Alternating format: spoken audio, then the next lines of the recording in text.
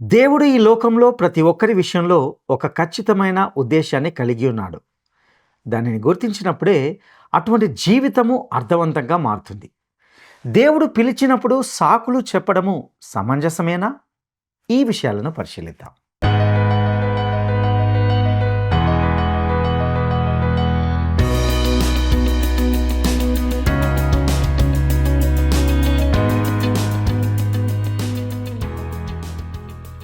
ప్రియమైన స్నేహితులారా, ఈనాటి ప్రేమధార కార్యక్రమానికి స్వాగతం. దేవుని యొక్క నీడలో, ఆయన కృపలో మీరు మీ కుటుంబాలు క్షేమంగా మరియు సురక్షితంగా ఉన్నారని, మరియు ఈ కార్యక్రమాల నుండి నేర్చుకుంటున్న విషయాలను మీ వ్యక్తిగత జీవితాలకు అన్వయించుకుంటున్నారని విశ్వసిస్తున్నాం. మానవుని పట్ల దేవుని యొక్క ఏర్పాటు మరియు ఆయన ఎంపిక ఏమై ఉన్నదనే విషయాన్ని శ్రద్ధగా విందామా? నిత్య ప్రేమతో నన్ను ప్రేమించెన్, నిత్య ప్రేమతో నన్ను ప్రేమించెన్. తల్లి ప్రేమను మించినదే, లోక ప్రేమను మించినదే. నిన్ను నేను ఎన్నడు విడువను, నిన్ను నేను ఎన్నడు విడువను. నిత్యము నీతోనే జీవింతున్, సత్య సాక్షిగా జీవింతున్.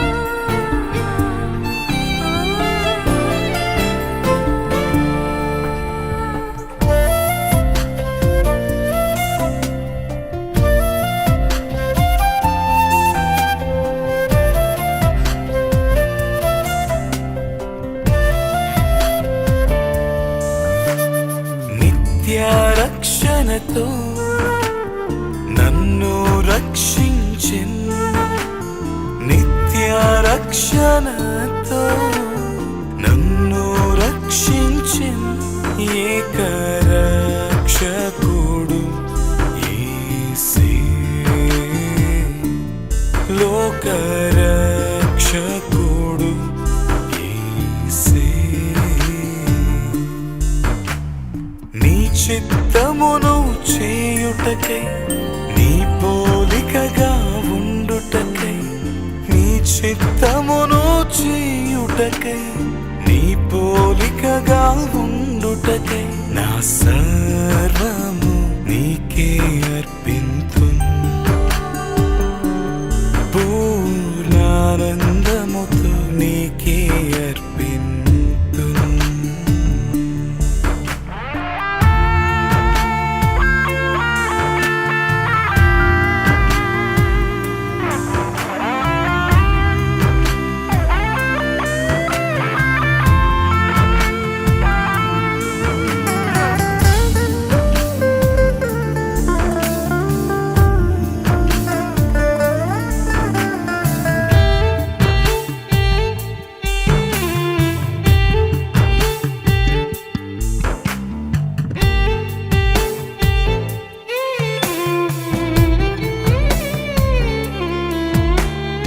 నిత్య రాజ్యములో నన్ను చేర్పించన్, నిత్య రాజ్యములో నన్ను చేర్పించన్. మేఘరథములపై రానయ్యున్నాడు యేసు, రాజుగా రానయ్యున్నాడు. ఆరాధింతును సాష్టాంగపడి, ఆరాధింతును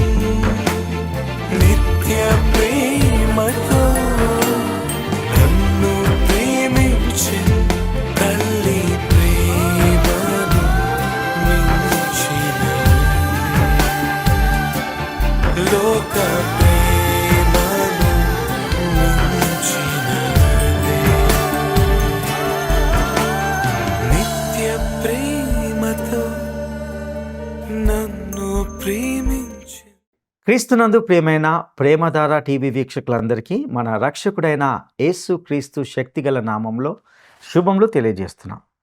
నేటి మన ధ్యాన భాగంగా ఈ పాఠంలో మనము ఇర్మియా గ్రంథము 1వ అధ్యాయము 4వ వచనం నుండి 19వ వచనం వరకు అధ్యయనం చేయబోతున్నాం. ముందుగా ఇర్మియా గ్రంథము 1వ అధ్యాయము 4వ వచనాన్ని గమనిద్దాం. యెహోవా వాక్కు నాకు ప్రత్యక్షమై ఇలాగూ సెలవిచ్చెను. యెహోవా వాక్కు ఇర్మియాకు ప్రత్యక్షమైంది. నేను దీనిని గురించి ఎక్కువగా నొక్కి చెప్పలేను. ఒకవేళ మీరు ఈ విషయంతో ఏకీభవించడానికి సిద్ధంగా లేకపోతే మీరు ఈ గ్రంథాన్ని పక్కన పెట్టేయవచ్చు. అది మీకు ఎటువంటి సందేశాన్ని ఇవ్వదు. ఇది దేవుని యొక్క వాక్యం. దేవుడు ఎలా ఇర్మియాకు ఈ వాక్యాన్ని అందించాడో నేను మీకు వివరించడానికి ప్రయత్నించను. కానీ ఆయన దానిని అతనికి ఎలా అందించాడో మాత్రము చెప్పగలను. మరియు అది మనకు దేవుని వాక్యంగా నమోదైంది. ఇర్మియా గ్రంథము 1వ అధ్యాయము 5వ వచనాన్ని గమనిద్దాం. గర్భములో నేను నిన్ను రూపింపక మునిపే నిన్నెరిగి తిని, నీవు గర్భము నుండి బయలుపడక మునిపే నేను నిన్ను ప్రతిష్ఠించి తిని, జనములకు ప్రవక్తగా నిన్ను నియమించి తిని.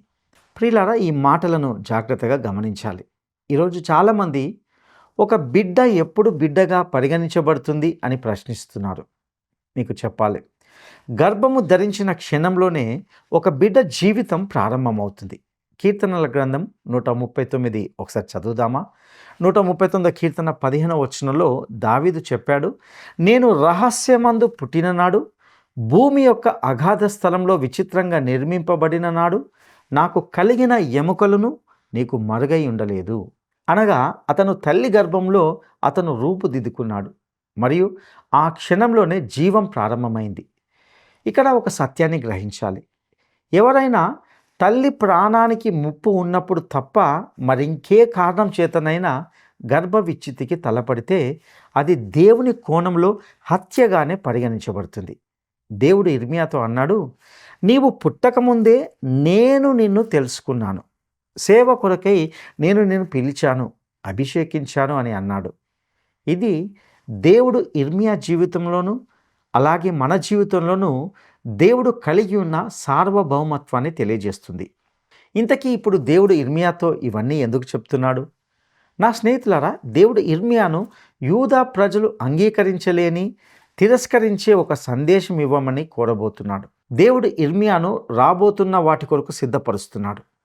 అవి ఎలాంటివంటే, కొన్ని సందర్భాల్లో దేవుడు నన్ను పిలిచి ఉండకపోతే బాగుండేది అనే అంతటి తీవ్రమైన పరిస్థితులు. ఇర్మియా దేవుని పక్షంలో నిలిచినందుకు జైలుకు వెళ్ళబోతున్నాడు.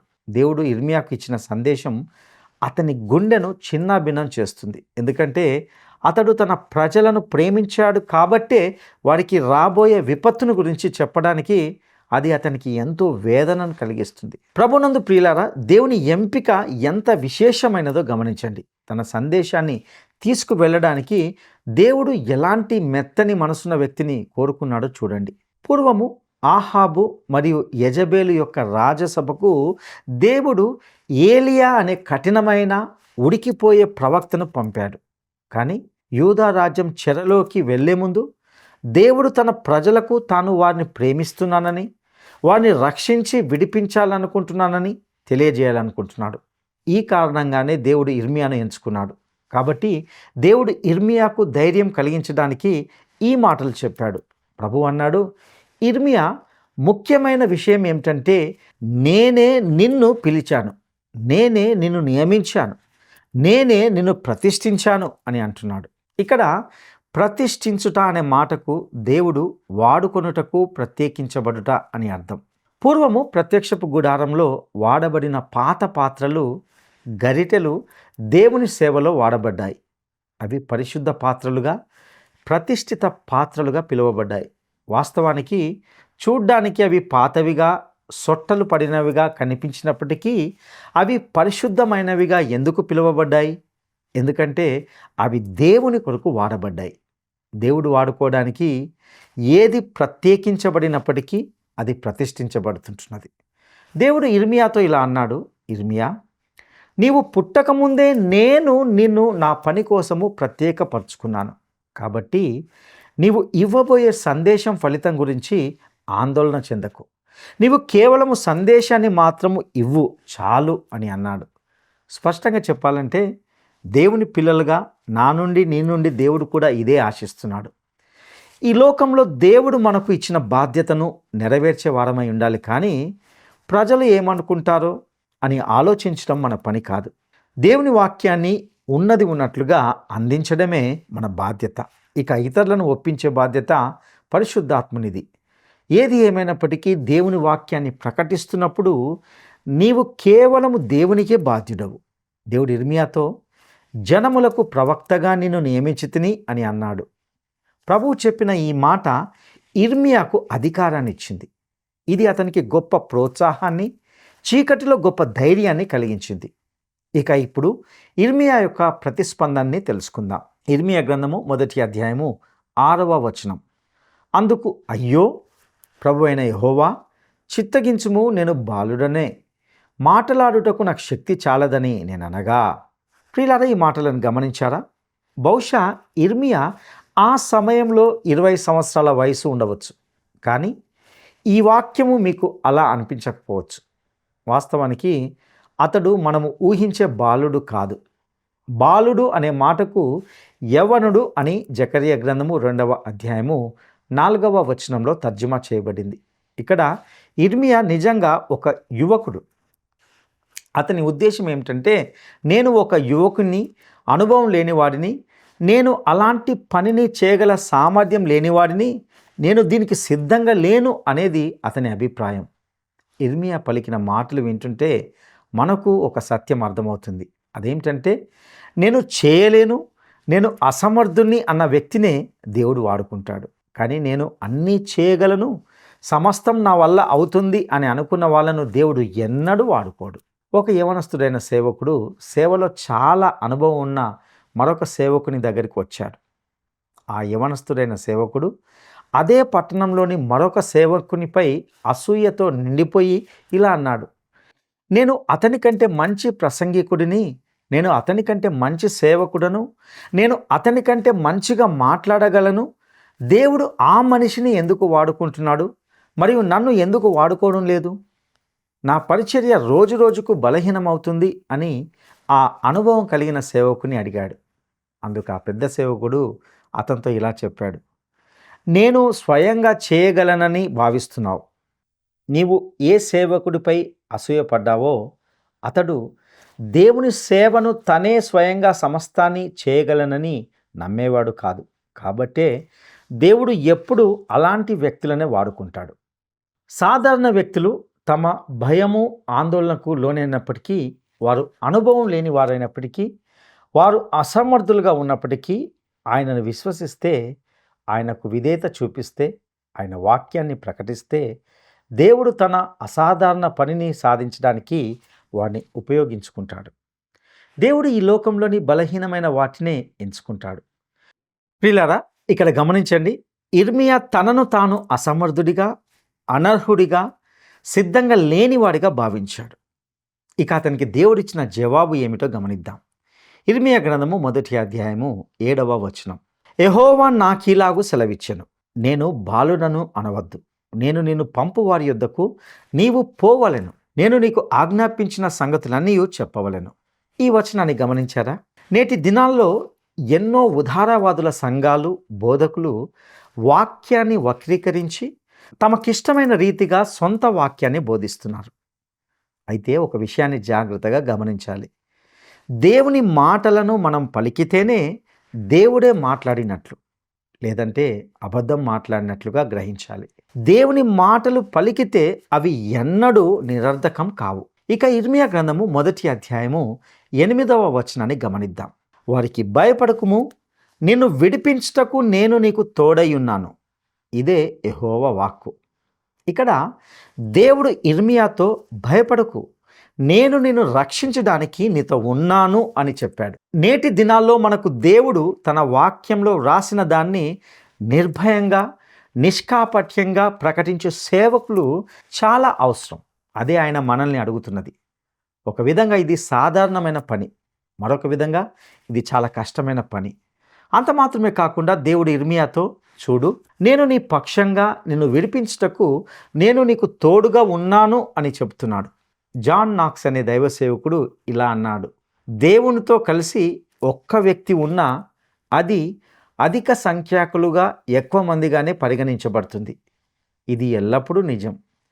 క్రైస్తవులుగా మనము తక్కువ మందితో అల్పసంఖ్యాకులుగా ఉన్నామని అనుకోవచ్చు, కానీ నిజంగా మనము ఎక్కువ మందిగా ఉన్నాము అని గ్రహించాలి. ఇక ఇర్మియా గ్రంథము 1వ అధ్యాయము 9వ వచనాన్ని గమనిద్దాం. అప్పుడు యెహోవా చేయి చాపి నా నోరు ముట్టి ఈలాగు సెలవిచ్చెను, ఇదిగో నేను నీ నోట నా మాటలు ఉంచి ఉన్నాను. ప్రియులారా, దేవుడు ఇర్మియాతో అంటున్నాడు, నా మాటలను నీ నోటిలో ఉంచాను. ఇది చాలా ముఖ్యమైనది. కేవలం ఆలోచనలు మరియు భావాలు మాత్రమే కాదు, కానీ లేఖనాల్లోని ప్రతి మాట కూడా దేవుని చేత ప్రేరేపించబడ్డాయి. ఉదాహరణకు, అబద్ధం చెప్పడానికి అపవాది దేవునిచే ప్రేరేపించబడలేదు, కానీ అపవాది అబద్ధం చెప్పాడని లేఖనాల్లో వ్రాయబడిన మాటలు దైవ ప్రేరేపితమైనవే. లేఖనాల్లోని మాటలు దేవునిచే ప్రేరేపించబడ్డాయని గ్రహించడం చాలా ముఖ్యం. దేవుడు ఇర్మియాతో నేను నా మాటలను నీ నోటిలో ఉంచబోతున్నాను అని చెప్పాడు. ఇక ఇర్మియా గ్రంథము 1వ అధ్యాయము 10వ వచనాన్ని గమనిద్దాం. పెళ్ళగించుటకును, విరగగొట్టుటకును, నశింపజేయుటకును, పడద్రోయుటకును, కట్టుటకును, నాటుటకును నేను ఈ దినమున జనముల మీదను రాజ్యముల మీదను నిన్ను నియమించి ఉన్నాను. ఈ వచనం మన ఆత్మీయ జీవితానికి ఒక చక్కటి ఉదాహరణ అని చెప్పవచ్చు. ఎందుకంటే ఒక పాపి దేవుని కృపలో మరియు యేసుక్రీస్తు జ్ఞానంలో ఎదగడానికి దానికి ముందు దేవుడు మొదట పాపాన్ని తొలగించవలసిందే. ఈ ప్రక్రియ మన జీవితంలో జరగవలసిందే. ఇర్మియా ప్రవక్త యోషియా, యెహోయాకీము, యెహోయాహాజు, యెహోయాకీను మరియు సిద్కియా పరిపాలనలో ప్రవచించాడు. ఈ రాజులందరికీ వివిధ కార్యాలయాలు మరియు ప్రభుత్వ పథకాలు ఉండేవి. వారందరూ కూడా యెరూషలేము యొక్క మెరుగుపరచడానికి ప్రయత్నించారు. వారు పర్యావరణాన్ని పరిష్కరించడానికి మరియు పేదరికాన్ని తొలగించడానికి అనేక ప్రణాళికలు రూపొందించారు. కానీ వారిలో ఎవరు కూడా ఇర్మియాకు ఎక్కువ ప్రాధాన్యత ఇవ్వలేదు. వారు అతన్ని విస్మరించారు. ఇప్పుడు దాదాపు 3000 సంవత్సరాలు గడిచిపోయాయి. మీరు ఈరోజు ఆ ప్రభుత్వ పథకాల్లో దేన్నైనా గుర్తు చేసుకోగలరా? సిద్కియా చేసిన ఏదైనా విలువైన పని గురించి మీరు ఇప్పుడు చెప్పగలరా? యెహోయాకీను లేదా యెహోయాకీము చేసిన ఏదైనా గొప్ప కార్యాన్ని గుర్తు చేసుకోగలరా? ఒక్క మంచి పని కూడా ప్రస్తుతం గుర్తు చేసుకోబడలేని స్థితిలో ఉంటుంది. కానీ ఆ రోజుల్లో ప్రతి ఒక్కరూ వారు సరైన పనినే చేస్తున్నారని, ప్రజాదరణ పొందిన పనినే చేస్తున్నారని భావించారు. ఇర్మియా విస్మరించబడ్డాడు. కానీ ఈరోజు మనం ఎవరిని చదువుతున్నాం? మనము ఇర్మియాను చదువుతున్నాం. నా ప్రియ స్నేహితులారా, ఇర్మియా గ్రంథము దేవుని వాక్యం. అది మన రోజు వరకు నిలిచింది మరియు నిలిచి ఉంటుంది కూడా. మన దేశం దేవుని మాటలు వినే దేశంగా ఇప్పుడు లేదు. ఈరోజు మన విశ్వవిద్యాలయాల్లో ఆయనను గురించి వినడం లేదు మరియు అధికారంలో ఉన్నవారు కూడా దేవుని వాక్యాన్ని వినడం లేదు. అయినప్పటికీ దేవుడు మాట్లాడుతున్నాడు. ఆయన వాక్యము ఎల్లప్పుడూ నిలిచి ఉంటుంది. దేవుడు ఇర్మియాతో తాను యూదా దేశానికి తన వాక్యాన్ని అందించడానికి అతన్ని బాధ్యతగా ఉంచబోతున్నానని చెప్తున్నాడు. వాస్తవానికి ఇర్మియా దేవుడు ఇవ్వబోయే ఉద్యోగం పొందడానికి ముందే రిటైర్ కావాలనుకుంటున్నాడు.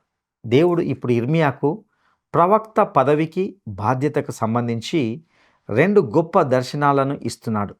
ఇక ఇర్మియా గ్రంథము 1వ అధ్యాయము 11వ వచనాన్ని గమనిద్దాం.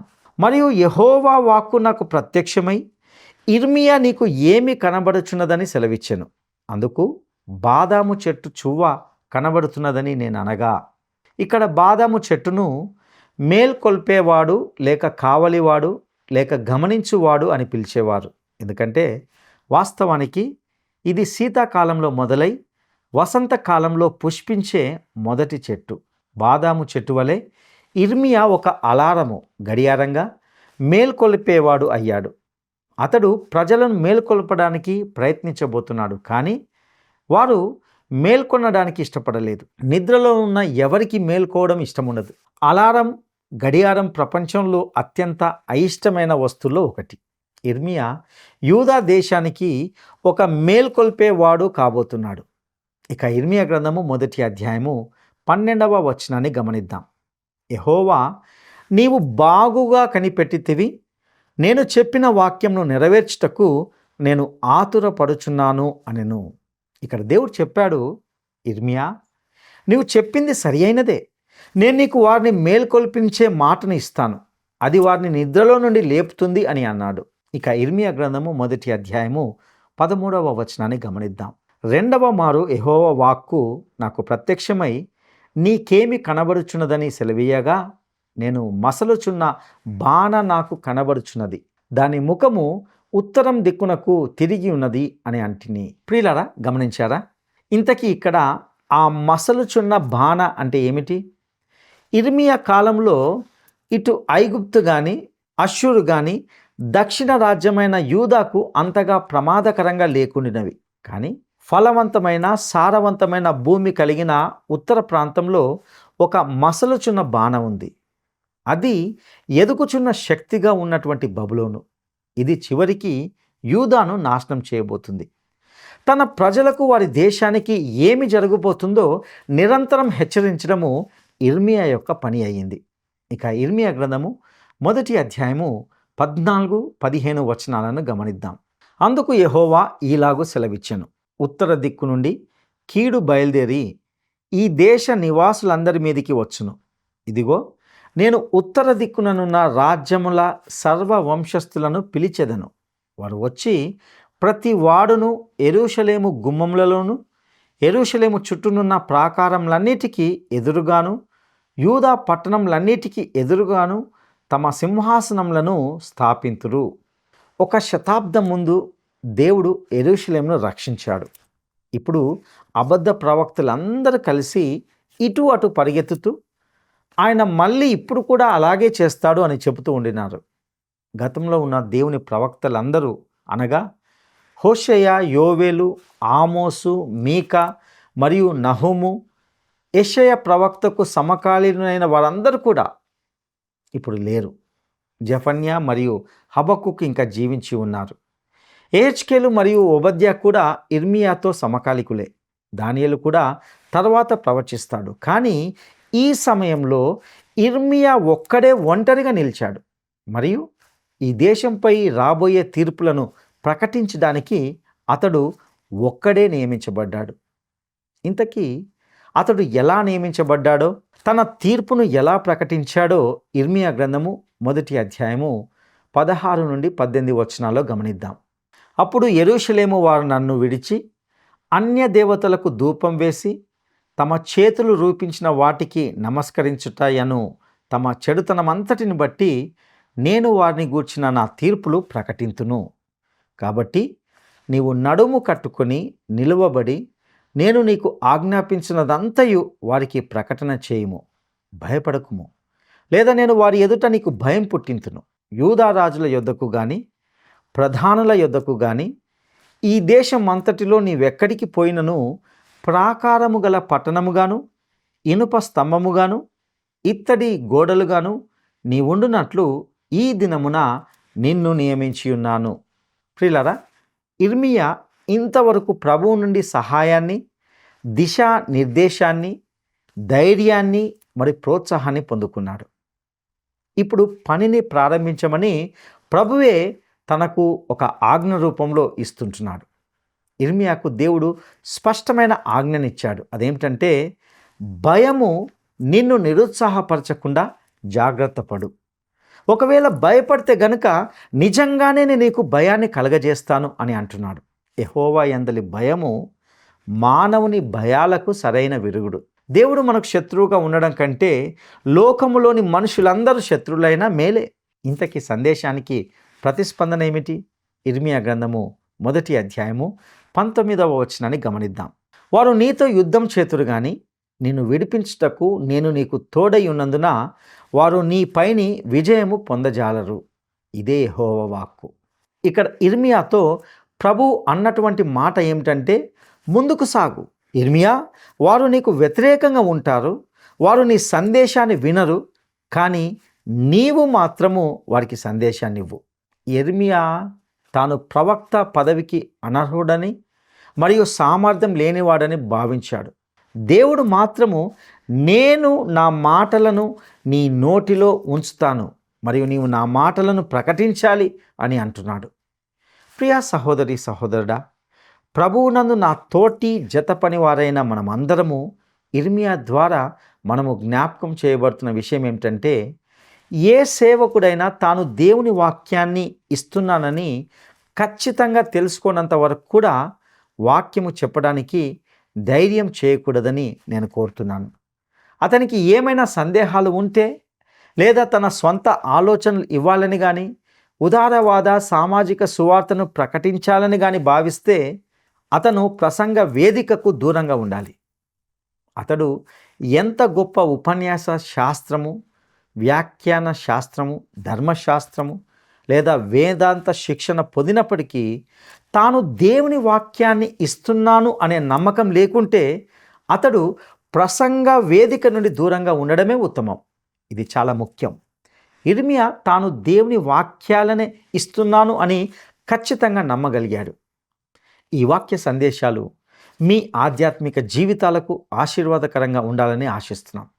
తండ్రి అయిన దేవుని ప్రేమ, కుమారుడైన యేసు క్రీస్తు కృప, పరిశుద్ధాత్మని యొక్క తోడు, నిత్య సన్నిధి మీ అందరికీ సదాకాలము తోడైండునుగాక. దైవాశీస్సులు.